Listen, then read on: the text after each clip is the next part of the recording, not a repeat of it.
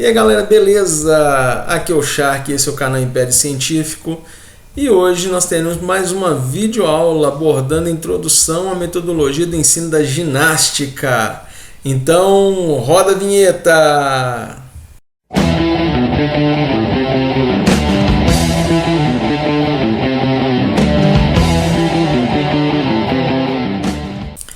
Então galera, como eu disse na introdução do vídeo, hoje vai ser abordada a introdução à metodologia do ensino da ginástica.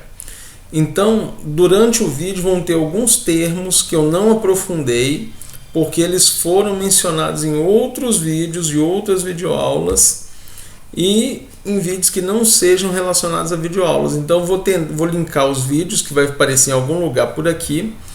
E nos botões de encerramento do vídeo também vão ter vídeos linkados. Uma sugestão que eu faço para vocês é que assistam o vídeo número 1 do canal, que ele é da playlist em homenagem aos profissionais de educação física. No vídeo 1 aborda sobre a história da educação física, então eu falo um pouco sobre a ginástica e as grandes escolas da ginástica, de formação da ginástica, né? No mais, quem não é inscrito no canal, se inscreva. Se você gostar do vídeo, deixe seu like, seus comentários, porque o feedback é muito importante para mim e para o canal. Faça sugestões de temas também. Estou com 2 vídeos de sugestão de temas. Um é da minha colega de trabalho, Adriana, que eu não esqueci do seu vídeo, vou tentar fazer ele essa semana. E o outro é da minha colega de trabalho também e colega de faculdade, Marina. Então, nesse caso, vou tentar fazer esses 2 vídeos durante a semana. Sigam o canal nas redes sociais, do Instagram e Facebook, vão ficar linkadas na descrição do vídeo, porque lá sempre tem algum conteúdo científico, alguma reportagem nova, extraída de fonte séria e renomada, tá bom? Então, sem mais delongas, fiquem com a videoaula. Olá, sejam bem-vindos a mais uma videoaula do canal Império Científico. Eu sou o professor especialista Crispim Nogueira e essa aula é voltada para os meus alunos do curso de bacharelado em Educação Física da Faculdade Pitágoras Itabira. E hoje será abordada a introdução à metodologia do ensino da ginástica. No início de tudo, a ginástica ela sempre esteve presente na educação física desde as civilizações da antiguidade, como gregos, egípcios, romanos, entre outras civilizações. E a educação física era utilizada de várias formas, dependendo da cultura daquele povo. Recomendo que vocês assistam o vídeo número 1 do canal, que ele aborda um pouco sobre essa questão da história da educação física. Já aqui no século XIX, onde nós vamos ter que é importante essa data, porque aqui é onde que vai ter a sistematização dos métodos de ensino da ginástica e o surgimento das principais escolas de ginástica do mundo. Então aqui na foto nós podemos ver aqui uma aula de ginástica, dali do período higienista e tecnicista, e aqui uma aula de ginástica de momentos mais atuais. Tá bom?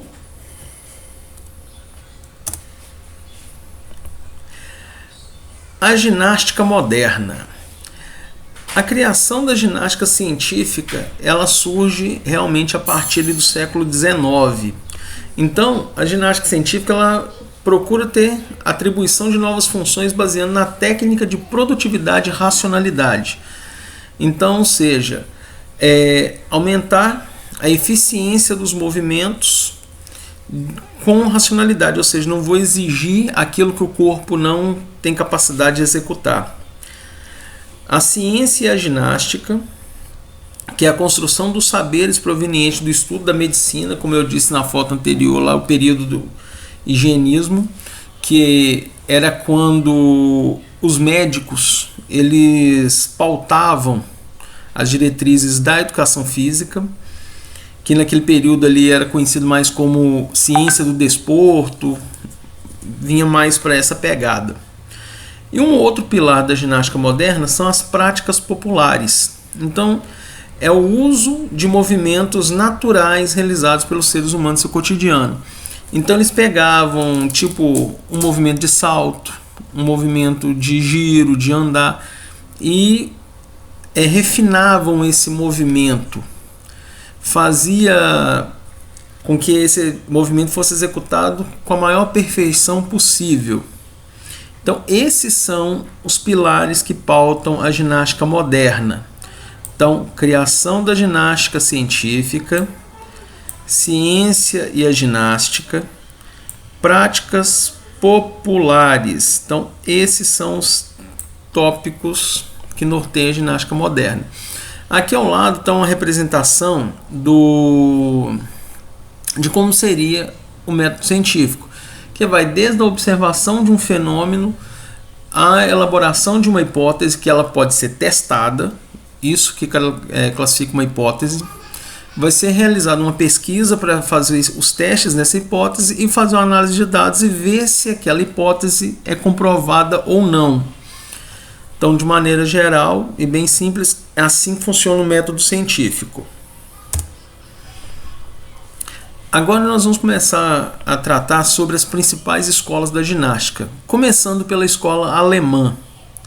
A escola alemã se baseava na preparação de sujeitos para a defesa da pátria, ou seja, possuía um caráter nacionalista voltado para o exército, para as forças armadas. Então, esse aqui é o ponto-chave da ginástica alemã. Então, era aquela questão, fazer a comparação da Alemanha nazista, por exemplo. A educação física era voltada para a preparação de soldados que eram utilizados na guerra. Depois disso, nós temos um outro ponto importante para falar, que foi o surgimento das barras fixas, barras paralelas e do cavalo de alça. Então, ou seja, a barra fixa é utilizada para treinamento de força, as paralelas e o cavalo de alça são equipamentos da ginástica artística atual, são equipamentos oficiais dela. Então aqui o cavalo de alças, por exemplo, aqui, ó, é um dos equipamentos criados durante o surgimento da escola alemã. E aqui uma barra paralela, como vocês podem ver. A escola sueca, ela baseava na concepção anatômica, ginástica corretiva e biológica.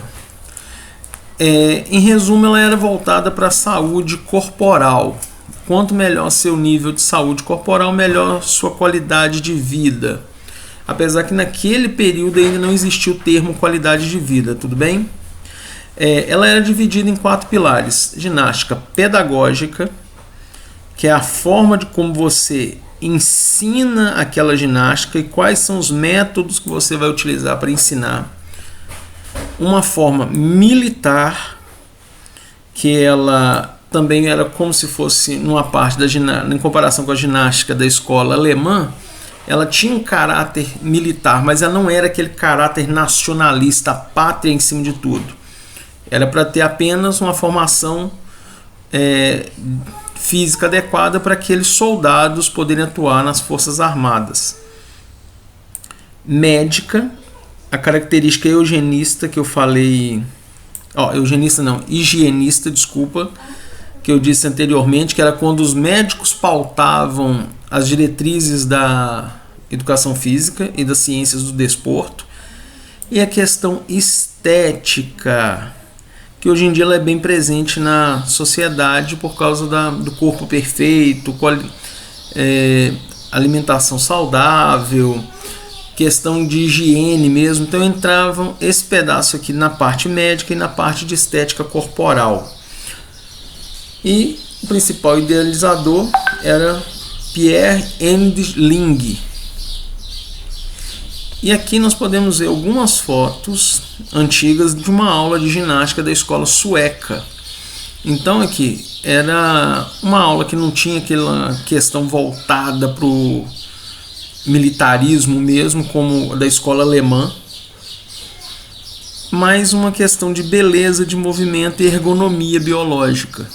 Então, como pode ser visto aqui nessas duas imagens, então, ou seja, era um movimento buscando a perfeição anatômica e corretiva, a postura corretiva.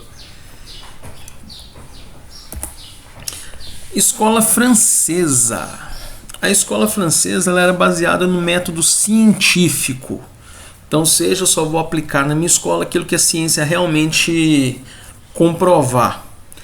Ela focava na formação profissional. Essa aqui é a principal característica da escola francesa na área. Igual, por exemplo, aqui nós temos uma aula coletiva de ginástica artística. Então ela tinha esse caráter formativo de profissionais e atletas daquela área específica. Então, como dá para observar aqui, eles estão executando o mesmo movimento, tentando realizá-lo da melhor maneira possível, com a melhor postura possível. No caso do Brasil, ela foi nossa principal influência. Porque o Brasil tem aquele período do tecnicismo que veio logo após o higienismo, a fase higienista, que é caracterizada na escola sueca. Então, em comparar com períodos de acontecimento na história do Brasil, a escola francesa teve uma influência maior do que a escola sueca. Um período maior, que é aquela questão da formação de atletas, que esse pensamento reina na área da educação física até hoje no Brasil. Aqui nós temos alguns dos idealizadores, os principais pensadores dessa escola, que eu estou evitando de pronunciar os nomes, gente, porque são nomes estrangeiros e a minha pronúncia não vai ser muito legal. Fundamentos básicos da ginástica.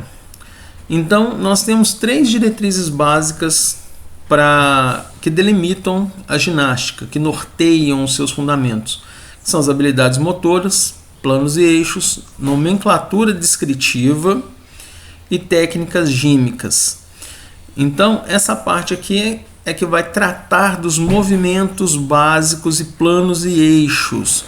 Eu não vou ficar muito preso nessa parte não, porque já tem vídeos falando sobre isso em outras videoaulas. Então eu vou linkar em algum lugar aqui o card dos outros vídeos, tudo bem? Nomenclatura descritiva seria o nome específico daquele movimento. Por exemplo, no caso da Daiane dos Santos, quando ela criou o salto dos Santos, que era um duplo twist carpado. Então, esse duplo twist carpado é a nomenclatura descritiva daquele movimento, daquele salto que ela realizou na época. E a técnicas gímicas são aquelas técnicas de ginástica, aqueles movimentos que são utilizados durante a ginástica. Outro fundamento básico da ginástica são as diferentes formações. Esse ponto aqui eu vou grifar porque ele é importante. Ele fala daquela experiência prévia das crianças com outras modalidades esportivas, com outro repertório de formação de movimentos, que isso vai facilitar demais durante o aprendizado na hora de alguma modalidade ginástica. Capacidades básicas e suas possíveis variações. Então, seja um movimento básico tipo correr, por exemplo, e uma técnica específica na corrida que pode ser recrutada para o atletismo, para melhorar a sua eficiência. Então, seria uma variação possível daquela técnica. Aqui, na imagem, nós temos 3 tipos de habilidades motoras. Habilidade estabilizadora, que seria o equilíbrio aqui nessa trave de equilíbrio. Esses dois garotos tentando se equilibrar. Habilidades locomotoras, que são aquelas habilidades que têm o movimento como fator presente, a locomoção naquele movimento, tem o deslocamento. E habilidades manipulativas, que seriam esses garotos jogando bola de gude. Então são 3 capacidades básicas de seus movimentos, 3 movimentos básicos inerentes ao ser humano. Então, lembrando, estabilizadores, locomotores e manipulativos. Classificação dos movimentos. Nós podemos classificar os movimentos como naturais. Deixa eu trocar minha caneta aqui. Movimentos naturais são aqueles realizados de forma básica, são aqueles movimentos inerentes ao ser humano, são fundamentais, tipo andar, correr, saltar, rolar. Então aqui, como movimentos naturais, nós temos a caminhada. Tem esse casal caminhando numa praia. Movimentos formativos, eles são caracterizados pelos aqueles movimentos coordenados, transitando dos movimentos mais simples até os mais complexos, por meio de repetição sistematizada, ou seja, o treinamento desportivo propriamente dito. Então esses aqui são aqueles treinamentos tipo escola de futebol, que você vai fazer aquele fundamento até o aluno aprender. E como no nosso caso é ginástica, eu coloquei os movimentos formativos da ginástica, que são movimentos específicos que você vai passar de um mais simples, por exemplo, que seria esse tipo de extensão de membro inferior, até um movimento na trave de equilíbrio. Movimentos criativos são caracterizados pela espontaneidade, a criatividade daquela pessoa durante a sua execução, daquele indivíduo. Aqui eu coloquei um movimento de representação na ginástica rítmica, na famosa GRD, que essa aqui a ginasta está realizando uma expressão corporal. Então, ou seja, por mais que ela tenha que seguir aquela coreografia, aquele treinamento sistematizado que teve antes da execução, durante a competição, ela vai colocar os seus movimentos característicos, aquele tchan que é inerente dela. Então, aquela expressividade que pode gerar pontos para essa atleta durante a sua apresentação. Ginástica rítmica desportiva, como eu disse, nossa GRD. Ela é caracterizada de forma geral pela presença de elementos expressivos, como eu mostrei no slide anterior, a expressão da atleta. Presença de música, porque ela precisa de uma coreografia para ser executada. Então, essas atletas aqui estão executando a sua apresentação coletiva de acordo com uma música baseada numa coreografia. Existe a manipulação de objetos. Então, ou seja, aqui nós temos, por exemplo, a fita, bola. Aqui não temos os outros equipamentos da ginástica, mas nós temos como movimentos da ginástica rítmica, fitas, bolas, massas, cordas e os arcos, que popularmente conhecidos como bambolês na linguagem popular. Mas a nomenclatura correta são arcos. Classificação dos aparelhos utilizados na ginástica. Na ginástica nós temos os equipamentos de grande porte, que são utilizados como apoio para a execução de alguns movimentos. Nesse caso aqui, podemos colocar os aparelhos utilizados na ginástica artística. Aqui nós temos as barras assimétricas, que, para quem ainda não sabe, barra assimétrica ela é uma modalidade feminina. Tudo bem? Equipamentos de sobrecarga, que são equipamentos que nós poderíamos colocar como equipamentos da academia, equipamentos utilizados na musculação ou condicionamento físico, é aquele que vai proporcionar uma sobrecarga, onde que você pode mensurar volume e intensidade dentro daquele, fazendo uso daquele equipamento. Aqui eu coloquei as esteiras ergométricas, mas poderiam ser voadores, banco de supino, bicicleta ergométrica, elíptico e por aí vai. Aqueles equipamentos utilizados dentro de uma academia de ginástica. Materiais de pequeno porte ou portáteis. Esses aqui, que são os equipamentos portáteis, são aqueles equipamentos que nós conseguimos manusear e transportar de um lugar para o outro sem precisar de realizar muito esforço. Nesse caso aqui eu estou utilizando os equipamentos da ginástica rítmica, que aqui estão todos eles aqui representados, mas poderiam ser, por exemplo, uma bola sueca, que é utilizada em treinamento de pilates, em uma aula de pilates, entre outros equipamentos que você consiga transportar. E também temos os materiais adaptados. Esses materiais adaptados podem ser tanto materiais existentes na natureza, como materiais feitos produzidos pelo homem de forma adaptada, reciclar, por exemplo, algum material, ou utilizar uma estrutura feita pelo homem que já existia naquele determinado espaço, mas com outra finalidade.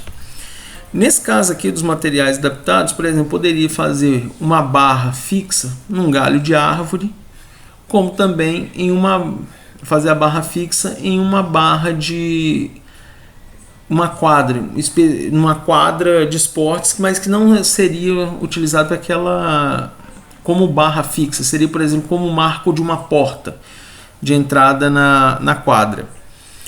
Ou, como eu disse no vídeo sobre atletismo, daquelas dicas de materiais que eu confeccionei para trabalhar com os meus alunos da educação básica, tipo confecção do disco, confecção de trena, entre outras. Aqui na imagem nós temos um jogo da velha feito com material parecendo ser um feltro. Então deve ser feltro e velcro aqui. No caso da educação inclusiva, esse jogo da velha entraria como tecnologia assistiva. Tudo bem? Espero que vocês tenham entendido até o momento. Classificação das modalidades de ginástica. A ginástica nós temos modalidades competitivas e modalidades não competitivas. Então, dentro das modalidades competitivas, nós vamos ter a ginástica acrobática, ginástica artística, ginástica rítmica desportiva e ginástica de trampolim. E nas modalidades não competitivas, nós vamos ter as modalidades como contorcionismo, ginástica cerebral, ginástica laboral, ginástica localizada de academia. Nessa parte da ginástica localizada de academia entram todas aquelas modalidades ali, tipo musculação, funcional, entendeu? O crossfit, todas essas entrariam aqui nessa denominação, nessa nomenclatura. Ginástica geral e hidroginástica. Dando uma pincelada rápida na diferença entre as duas, modalidades competitivas são aquelas que têm uma competição onde que o melhor atleta ou equipe naquele determinado momento vai superar e vencer os seus adversários. As não competitivas, nesse caso, são aquelas com caráter participativo, de lazer, demonstração, promoção de saúde, entre outros fatores que vão melhorar a sua saúde ou seu bem-estar. Ou, como eu disse, apenas para exibição mesmo, como seria o caso do contorcionismo. Aqui nós temos duas fotos. Por incrível que pareça, não escolhi, gente, na hora eu tinha clicado depois que eu vi que essa aqui é uma foto de ginástica de trampolim da cidade onde eu moro, foi o Campeonato Mineiro na cidade de Itabira. Depois que eu baixei a foto que eu vi que isso aqui é o poliesportivo do centro. E nessa outra imagem nós temos uma sessão de ginástica laboral. Eu já trabalhei com ginástica laboral também, é uma área muito bacana e interessante de trabalhar. E ela fica mais prazerosa quando a equipe que você está trabalhando com ela quer participar. Não é aquela coisa tipo, o meu patrão, o meu gestor me obrigou a participar. Quando tem interesse da equipe, fica mais prazeroso ainda se trabalhar ginástica laboral. Por hoje é só. Essas aqui são algumas das referências utilizadas durante a confecção do vídeo. E espero que vocês tenham gostado. Caso vocês queiram realizar alguma consulta mais aprofundada, fiquem à vontade para olhar esses autores. Então, até mais e muito obrigado pela participação. Então, galera, espero que vocês tenham gostado da videoaula. Desculpem que o vídeo ficou meio extenso, mas é porque tinha muita coisa para ser abordada e como é uma videoaula, então é comum dele ficar um pouco maior. Vou tentar fazer vídeos menores nos próximos vídeos, tá bem?